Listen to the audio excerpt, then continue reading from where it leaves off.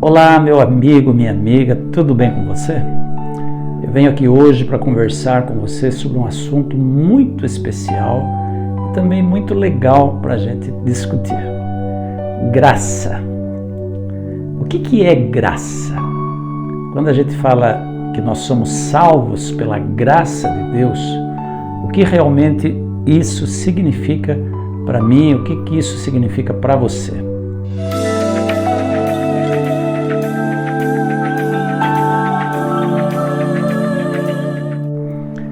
É uma palavra usada pela maioria das igrejas, aliás, por todas as igrejas cristãs, né? É uma palavra também muito usada na Bíblia. Tem vários textos na Bíblia que falam sobre a graça. Dois deles, que são bem conhecidos, são aqueles que dizem assim: porque pela graça sois salvos por meio da fé. Isso não vem de vós, não vem de obras, para que ninguém se glorie. E a graça é um dom imerecido. O que significa isso? A graça é um presente que nós recebemos de Deus e que nós não merecemos ou não merecíamos esse presente. Por isso, às vezes, meu estranhamento, quando algumas pessoas dizem assim: você é uma pessoa que merece as bênçãos de Deus. Você é uma pessoa que merece ser feliz. Na verdade, Deus nos criou para sermos felizes. Agora, daí a eu me vangloriar dos meus próprios merecimentos, dos meus méritos em relação àquilo que Deus faz por mim, existe uma grande distância. Porque, na verdade, nós não merecemos nada de Deus. Deus nos dá, Deus nos abençoa, Deus nos proporciona coisas grandiosas e maravilhosas por uma única razão: porque Ele nos ama. Nada mais e nada menos do que isso. Nós somos o objeto do amor de Deus. Nós somos como se fôssemos a menina dos olhos de Deus, a pupila dos olhos de Deus. E é exatamente assim que Ele cuida de nós. Agora, o grande problema que eu vejo com a graça, aliás, não é com a graça, é comigo, né? É com as pessoas de um modo geral, é que nós sempre achamos que devemos ou que podemos fazer alguma coisa para merecer essa graça. Nós, na verdade, andamos na contramão do plano e do projeto que Deus tem para nós, né? Quando nós aceitamos que não merecemos nada, nós estamos realmente aceitando a nossa salvação pela graça. Agora, quando nós achamos que podemos e devemos fazer algo para merecer aquilo que Deus faz por nós, ou para pagar aquilo que Deus faz por nós, aí eu estou colocando a salvação nos meus próprios méritos. Aí eu fiz por merecer. Esse é o pensamento que vira o pano de fundo dessa teologia ou dessa filosofia de vida. Então, a princípio, nós não merecemos nada de Deus. Deus nos dá porque Ele nos ama. Agora, outro detalhe importante é que às vezes nós achamos que só nós somos os objetos do amor de Deus por nós aqui nessa terra. Eu tinha uma amiga que ela dizia assim, em tom de brincadeira, mas que serve bem para a gente ilustrar o que eu estou dizendo aqui para você. Ela dizia: Deus ama todas as pessoas, mas a mim Deus ama de uma maneira especial. Deus ama mais a mim. Eu gosto de lembrar do filme, do livro A Cabana, né? Onde o autor, ele sempre está fazendo a seguinte afirmação. Ou seja, Deus ali, né? Deus, papai, representado ali por uma mulher, na verdade, está fazendo a seguinte afirmação: Deus ama aquela pessoa especialmente. E ele se referia a todas as pessoas dessa maneira. Deus ama fulano especialmente. Deus ama ciclano especialmente. Então Deus ama cada um de nós, ama você e a mim de uma maneira muito especial. Como se fôssemos único, como se eu fosse o único, como se você fosse a única pessoa a habitar aqui esse planeta. Esse é o tamanho do amor que Deus tem por você e por mim.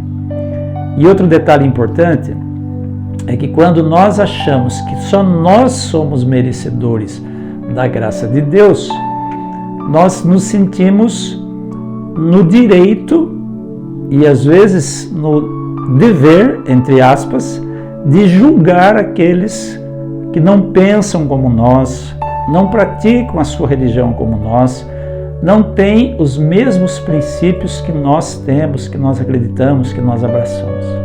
Eu gosto de um livro do Max Lucado, um autor americano, cristão, onde ele conta a história do Jeff Dahmer. Jeff Dahmer, você pode encontrar a história, cenas, fotografias e até pedaços filmados, partes de vídeos do julgamento de Jeff Dahmer. Ele foi um dos maiores assassinos, serial killers dos Estados Unidos. Jeff Dahmer, ainda bem jovem, começou a matar. E ele cresceu, se fortaleceu nessa vida de crime, talvez porque achasse que ninguém ia encontrá-lo, ninguém ia um dia surpreendê-lo. E ele não só matava as suas vítimas, como também ele as esquartejava e guardava partes de seus corpos em freezers no porão de sua casa. Ele guardou o coração de uma moça na sua geladeira e ele foi comendo aos poucos partes dos corpos das pessoas que ele matava. Um assassino, um serial killer terrível, temido por todo mundo. E Max Lucado, ele coloca partes da história do Jeff Dahmer no seu livro, e ele diz assim que o que assustava as pessoas, o que dava arrepios nas pessoas, não era somente os crimes que Jeff Dahmer cometeu, mas era também o olhar frio com que ele encarou o seu julgamento, todo o seu julgamento. Parecia que aquele homem era de pedra, e era de pedra de gelo. Parecia que ele não se abalava com nada. Mas o que mais surpreende na história de Jeff Dahmer é que 2 meses antes de ser executado, porque ele recebeu pena de morte, Jeff Dahmer se converteu. Ele entregou o coração a Jesus. E quando a gente lê essa história, e o próprio autor, ele coloca essa sugestão como se, ao ler essa história, eu pensasse assim, não, Jeff Dahmer, não, você está de brincadeira. Jeff Dahmer, Senhor, esse homem assassino, perdão para ele. O Senhor tem perdão para Jeff Dahmer. Quanto ao Senhor perdoar a mim, tudo bem, eu entendo, eu não sou nenhum assassino, não fiz coisas tão terríveis assim, mas esse homem, um homem que matava, esquartejava e comia os corpos de suas vítimas, não, esse não. Perceba que esse pensamento, que às vezes vem à nossa cabeça quando nós lemos uma história tão fantástica, é o mesmo pensamento que o irmão do filho pródigo, guardadas as devidas proporções, teve a respeito do seu irmão mais novo, quando esse voltou da sua aventura desventurada, da sua aventura infeliz. Quando ele gastou a herança do pai, quando ele ficou sem nada, quando ele foi obrigado a comer comida com os porcos, e aí ele resolve voltar para casa. O filho mais velho, seu irmão, não aceitou bem esse retorno. Ele não trabalhou bem, não aceitou bem a maneira como o pai recebeu o seu filho perdido. E o filho mais velho murmurou. Ele estava dentro da casa do pai e não se sentia acolhido pelo pai. O problema não estava com o pai, o problema estava com ele. E ele pensou a mesma coisa que às vezes nós corremos o risco de pensar a respeito de Jeff Dahmer. Pai, perdoar esse irmão, eu estive com o Senhor todo o tempo, nunca recebi um cabrito para fazer um churrasquinho com os meus amigos. Agora esse filho teu aí que gasta a sua herança, gasta com mulheres, com prazeres, desperdiçou tudo, o Senhor o recebe de volta e o perdoa? Não, pai. Estão percebendo a semelhança de conceitos aí envolvidos? Às vezes nós pensamos a mesma coisa a respeito do Jeff Dahmer. Não, Senhor, Jeff Dahmer não. Perdoar a mim tudo bem, mas esse cara não merece o teu perdão. Agora eu pergunto para você o seguinte: a graça de Deus tem limite? A graça de Deus não tem limite. A graça de Deus é ilimitada. O amor de Deus alcança pessoas que nós nem sequer podemos imaginar. A graça de Deus, o amor de Deus, continua salvando pessoas que fazem coisas e que fizeram coisas terríveis, porque é a graça de Deus e o amor de Deus não tem limites.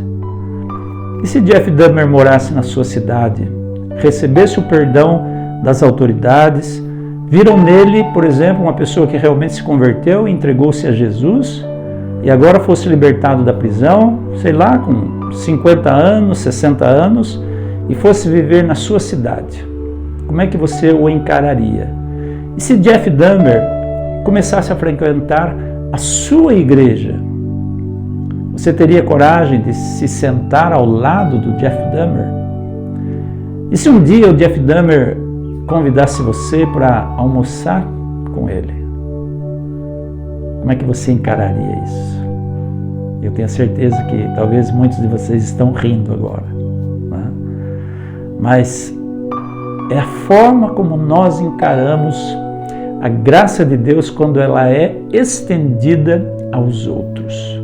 Nós achamos que nós somos mais merecedores da graça do que qualquer outra pessoa que cometeu erro pior do que aqueles erros que nós cometemos. E isso é um ledo engano.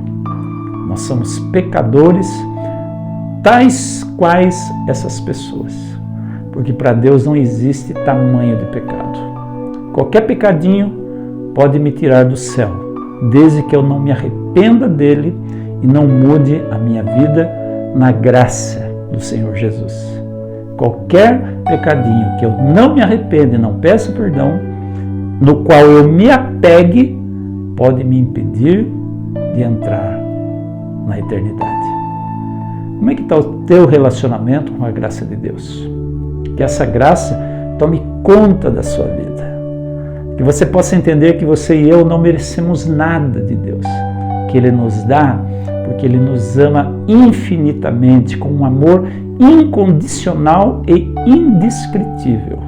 É assim que Deus ama você, é assim que Deus ama a mim.